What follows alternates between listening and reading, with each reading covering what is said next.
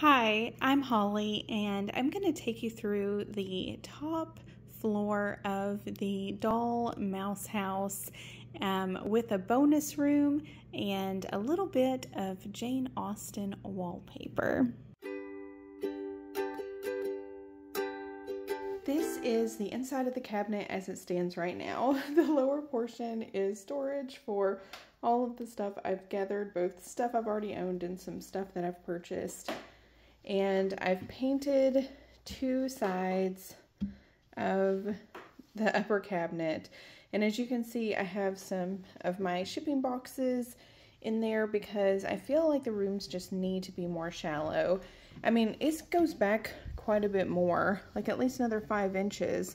So when it just feels like very skinny and very deep, it makes it both dark and just very awkward. So I feel like this is a good way to make it more shallow. These are 3 of the 4 rooms for the upstairs.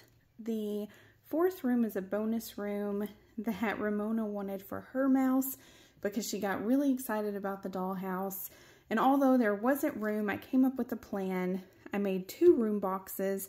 One is for the study and one is for her room, and you simply slide it out and slide the other one in, and then all of a sudden you have 2 rooms that you can have for the space of 3. So that worked out really well. I'm just going to take you on the tour and then show you a little behind the scenes as I go. The appearances room, I just used a set that I bought because it was on sale really inexpensively. So I have the side table and the bed, and I bought different fabric and put it on the bed because the fabric that was on the bed originally was pretty atrocious. I think this one's really cute. It kind of looks like Pendleton, but I like the colors. And then I ended up putting the dresser in the office. So I had all of these old spools that I was able to use in various places, like this planter, and then for stools for the office. So that worked out really well. And I also had a couple of Schumacher fabric samples.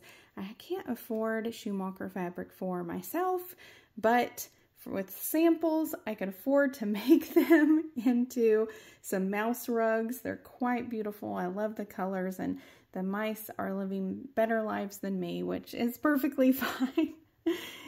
Also, I made some little books. These I bought on Etsy. We've got Sense and Sensibility and Pride and Prejudice. This one I was able just to shrink down on my own once I got the hang of it. I found this old book cover that I liked, and then the spine and the back I just had to make, kind of draw myself because they didn't have the back available for me to see. But then I just used some old cardstock in the middle just to kind of look like pages. Making the books was one of the funnest parts of this. It was a ton of fun. So the office, I used a lot of these pegs and the little dowels that go with them. They just came in a bunch, and there's something that I already owned, and so I wanted to utilize them to the best, just to really like stretch what I could do with them and all the different things I could use them for. So obviously I have them for the backpacks and to hold their little jump ropes that I made out of embroidery floss and paper. And then I use them for the yarn and the thread to kind of hold them up in big spools there. And then I use them to make these 2 tables with some foam core, the same foam core that I used as the walls here. I used as the tabletop and painted them with paint that I had from the outside of the house.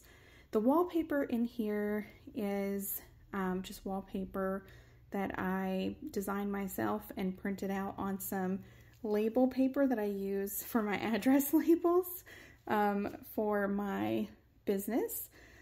This wallpaper and some of the other wallpaper is actually Spoonflower. And it's a cute little acorn design that I like a lot. And as you can see here, I use these flickering candle votives to be lights in the house. The only one that I could find that had a remote were the flickering lights. So that's what's happening there. So as you can see, I have the like needles here that maybe the mouse mom found on the streets, and the hook, the crochet hook, that's the word, that I used for the backpacks and the little sweaters for the mice.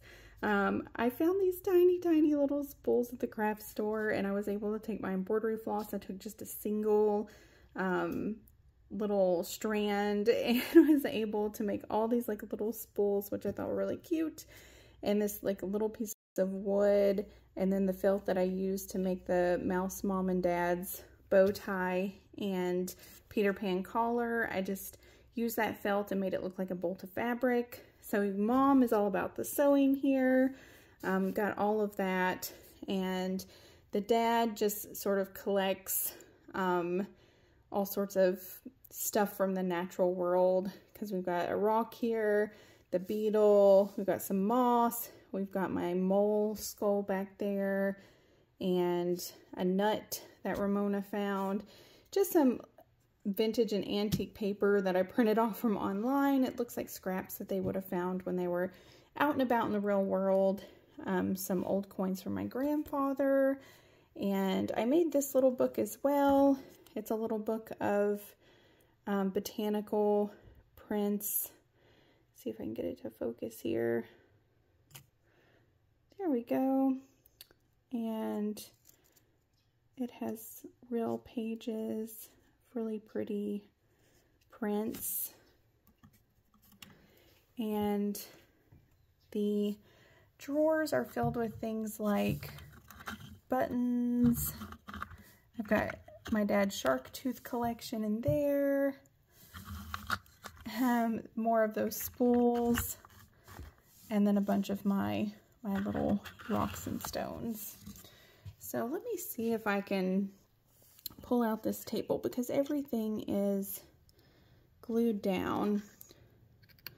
So here's the rocks and the prints. We've got an old key. I've rolled one up to look like, just kind of give it some variance here, but you see the little crystal. So yeah, everything's glued down but the book, just because we do have to take this out in order to put Ramona's room box in. So for this, I knew that I didn't want things like flying off, but for hers, everything is removable because, you know, she wants to be able to play with it. So here's what the mom has going on. She's got Persuasion there. And I love the study. I think it turned out super cute. And the kids' room is definitely one of my favorites. I would love to know if anybody recognizes the wallpaper back here. It is actually Jane Austen's parlor wallpaper. It's called the Chawton Vine. And hers has sort of a muted kind of raspberry, like maroon color on the inside of the leaves, where this one has the green. But otherwise it's the exact same pattern. And I wanted to put just that little bit of Jane Austen in here. I thought it'd be super fun. So yeah, again, the backpacks and the little jump rope that I made. I was able to get a couple games off of Etsy. They were just printables. And then you open them up and you can actually, there's a board game in there, the little board. And just, these are from the big box store, just the little end tables and the paint set. And these little creatures are actually from leftovers. They were extras from Ramona's advent calendar that she had last Christmas. I bought a big bag and there was just, yeah, quite a few left over. So I thought I would just use those. And then we've got the secret garden here. and material that I already had for the bed. And the beds are actually, they were very cheap. I think they were $5.99 for a bunk bed. And I tore them apart, repainted them, used toothpicks for the spindles, and was able to make 2 beds because the mice couldn't fit in the bunk bed. And I kind of knew that they wouldn't be able to because there was too low of a clearance, but I was like, I really think I could pull this apart and make 2 beds. And I was able to do that. So I was very happy. And then I just used some of this kind of faux fur for the rug. And I was able to make, to scale, a little miniature dollhouse for the mice. It's not a working dollhouse. It's just made out of cardboard. But it is the scale model of this actual dollhouse because I thought that would be super cute for them. And this was in my scope of what I'm able to accomplish given my limited capabilities as a builder.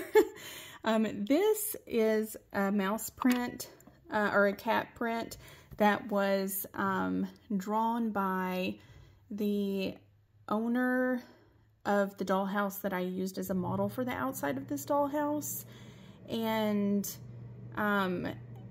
so he was an artist and he was a writer, and so I wanted to include a little piece of him in to this house. And when I saw this cat print, I thought it would be so cute, but I also thought, well, why would mice have a cat print in their house? So what I did is I poked some holes in it, as you can kind of see, and then I made these darts from some floral wire and some pink, light pink paper that I just printed off and cut. So the kids are throwing darts at the cat. So I thought that would be pretty perfect. And so yeah, this is it. I'm gonna show you what this looks like with Ramona's room box in there, so you all can kind of see. And otherwise, I am not going to start work on the bottom floors for quite a while. So this will be the last of the mouse house that you'll see for a while. Right now it's just storage for whatever is going to be. I've kind of made the back wall since I already had the wallpaper from Spoonflower. These were just samples that you could get of the peel and stick in this medieval bunny print. Was perfect because it looks like they're like attacking the human there, and I feel like mice wouldn't think too kindly on humans for the most part. And I've got a tea towel here that I've had for a while that has a William Morris Strawberry Thief print that I think I'm going to use as the rug down in the living room slash maybe dining room slash library.